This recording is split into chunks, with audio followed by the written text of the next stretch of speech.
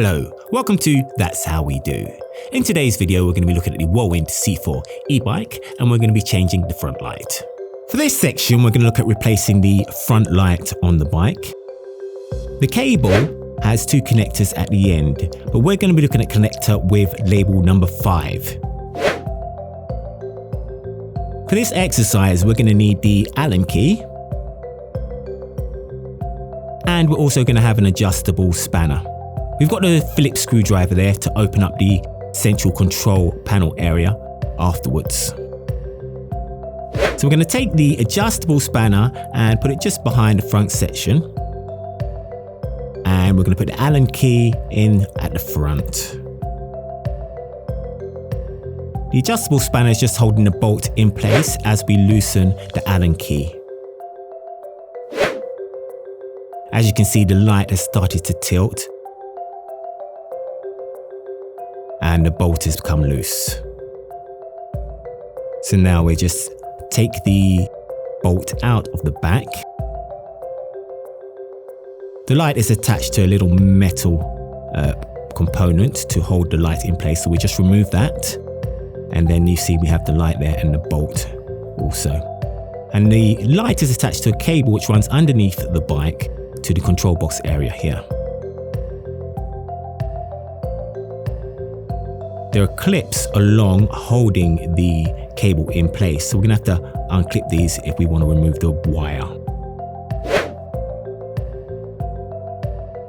So I just move these things out of the way, just so it's easier for me to get to the bike, and I'm going to unclip the safety catch, the lever, and bend the bike in half. And there we can see the control area. There's two panels there, one goes to the battery and one comes to the control box. Just going to move this pedal out of the way so I've got easier access. Now I'll take my Phillips screwdriver and I'll undo the first screw on the top of the panel. And then I'll undo the second screw on the bottom of the panel. And as you can see there, the panel's just starting to pop out. Now as I pull the faceplate out, you'll see there's quite a few cables there. Just be careful as you pull those out. They are a bit tangled up, but just take your time and work your way through. And you'll see there's lots of different cables there.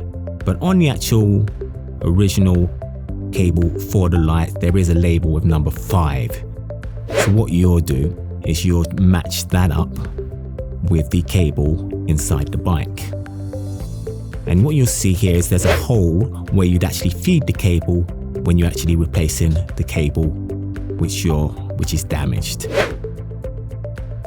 So as we go through these cables now, we just search through so we can find the right cable for this number 5 lead connector. There's two connectors here, but one of them's redundant. You only need to use the one with the number 5. So we'll take the one that's attached to the control panel and we'll look to make sure it matches up, and then we disconnect the connector. Now these connectors, they've got a little groove right in there, and they can be a little bit finicky, but just take your time and you just slot them in together. And I'll do it right there, but as you see, it's not quite going in right. I haven't lined the groove up correctly, but it's just, there we go, just got it in. That's it. So once the cable's connected to the control box, you're set and you're good to go. So now you have to put all of these cables back in the actual box. Now, the control box needs to go in first, and it's a good idea to push it down as far as you can so it's all the way at the bottom. Once you do this, you leave a lot more room to push the cables back into the area. And so you gradually just push them down. If you didn't push the control box all the way down, it'd be more difficult to push these cables in, but gradually just push them in and work them in, and you'll get all of them in place. Be careful not to dislodge anything, because if you do, if you put the faceplate back on, you'll have to take it off again to see which cable has been dislodged. But hopefully you've put everything back in place, and now you'll put the faceplate back on. So we'll take our screw and we'll just put it back in position. Our screwdriver, and we're screwing the top screw on the faceplate. Okay, that's securely in place now, and I'll take the bottom screw and we're just get that in there as well. There we go, just screwing that straight back in, and faceplate's just a little bit off, so just slide it in just to make sure it's snug and fit and in place, and then the screw will go in neatly. There we go.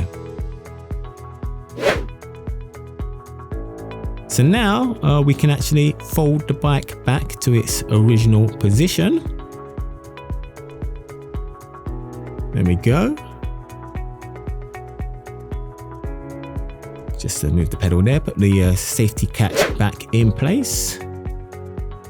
And now we've got to attach the light again back to the front of the bike. So let's just get the bike steady.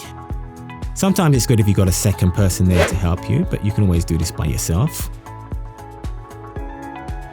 So now I'm going to take the metal clip which goes under the arch of the front wheel. This clip actually attaches the light and also the guard. So the guard goes in the back there, but first we're going to reattach the light. To do this, we just put the light in place. I'll just hold it there with my thumb, and I'll take the main bolt cable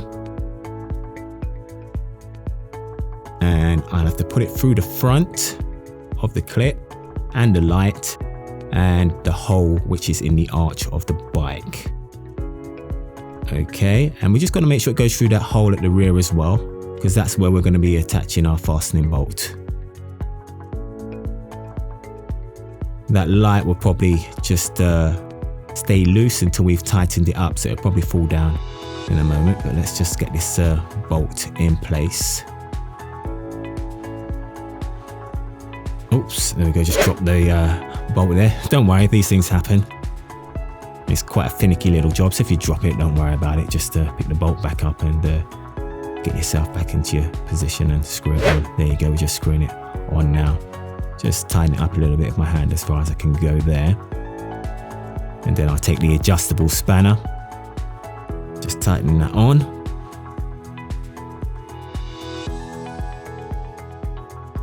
There we go. And just looking for my Allen key. Where did I put that? Ah, there we go.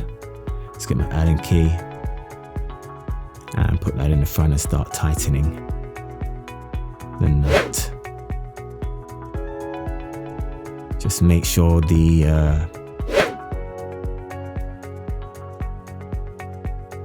nut is tightened all the way, and just move that light up there. As it gets tighter, the pressure will allow you to move the light, and just it holds it in place. And we'll tighten the Allen key there. There we go. So the light is now in position, and we want to just make sure it's working. So we'll hold down the M button, and there we go. The light is on. That is your light replaced.